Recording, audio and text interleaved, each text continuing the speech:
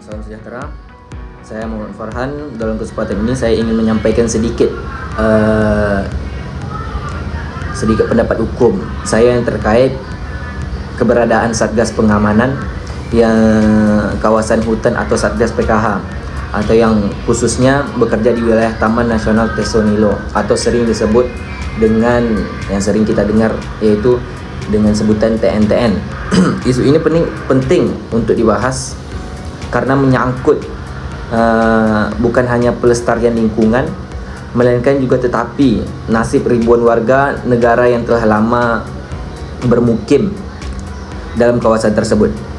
Jadi sebelum saya memberikan pendapat hukum, saya akan menceritakan sedikit latar belakang dari pembahasan saya kali ini, yaitu Taman Nasional Tesonilo itu adalah taman kawasan pelestarian alam yang terletak di Riau. Ditetapkan sejak tahun 2004 dan menjadi salah satu kawasan konservasi penting karena merupakan habitat gajah Sumatera dan keanekaragaman hayati. Sayangnya tetapi kawasan ini juga telah lama ditempatkan bermukim dan bercocok tanam bagi warga negara, bahkan sebagian besar sudah tinggal di sana jauh sebelum penetapan Taman Nasional tersebut.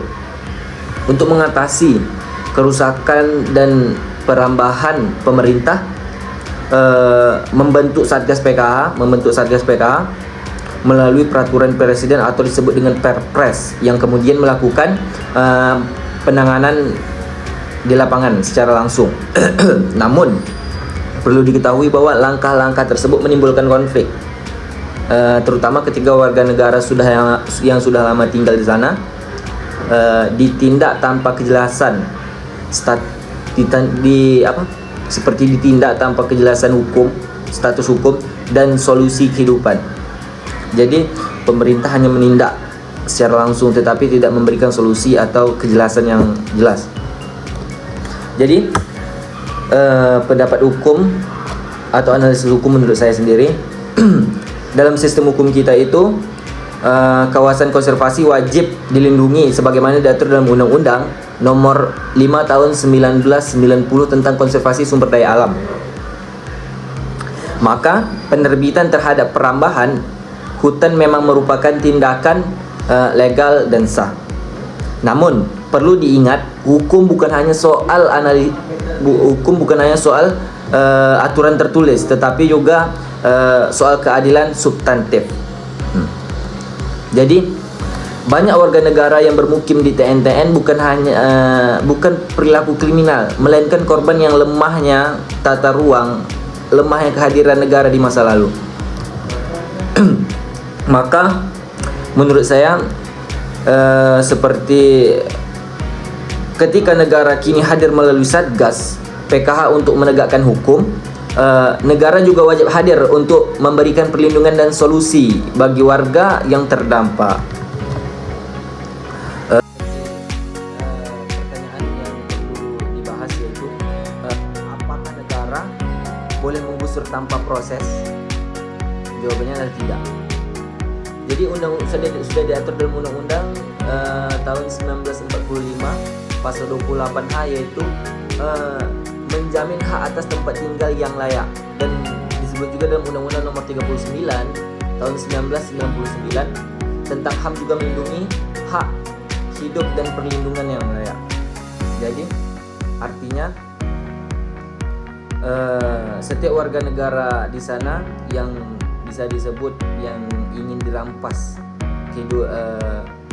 tempat tinggal atau apakah itu, harus juga mendapatkan perlindungan yang layak, harus juga mendapatkan solusi. Jadi bukan hanya menindaklanjuti tetapi memberi solusi juga. Bahkan menurut prinsip non retroaktif, hukum tidak boleh diterapkan secara surut kepada orang-orang yang sudah lebih dulu tinggal sebelum kawasan tersebut berlaku, sebelum aturan-aturan di sana atau kawasan tersebut berlaku. Jadi solusi yang menurut saya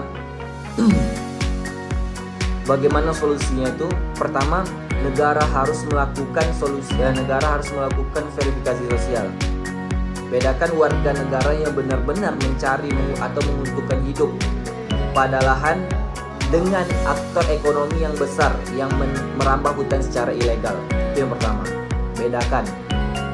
Yang kedua, negara dapat menerapkan pendekatan sosial zona khusus masyarakat atau resettlement sukarela dengan jaminan hak hidup. Dan yang ketiga, seluruh langkah harus dilakukan melalui dialog, bukan hanya perintah sepihak. Artinya, penegakan hukum yang dilakukan tanpa musyawarah justru melanggar asas yaitu due process of law. Karena pada akhirnya hukum itu bukan hanya menerbitkan hutan, tetapi menegakkan keadilan. Jadi saya percaya penegakan hukum di kawasan konservasi seperti TNTN sangat penting.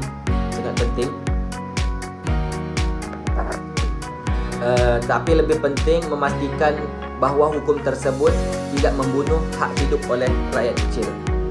Penegakan hukum oleh Satgas PKH harus dibarengi dengan seperti penegakan keadilan sosial dan kemanusiaan. Mungkin hanya itu sedikit pendapat hukum dan solusi bagi saya. Jika terdapat atau kesalahan kata atau pengucapan, saya mohon maaf. Sekian pendapat hukum saya. Terima kasih. Wassalamualaikum warahmatullahi wabarakatuh.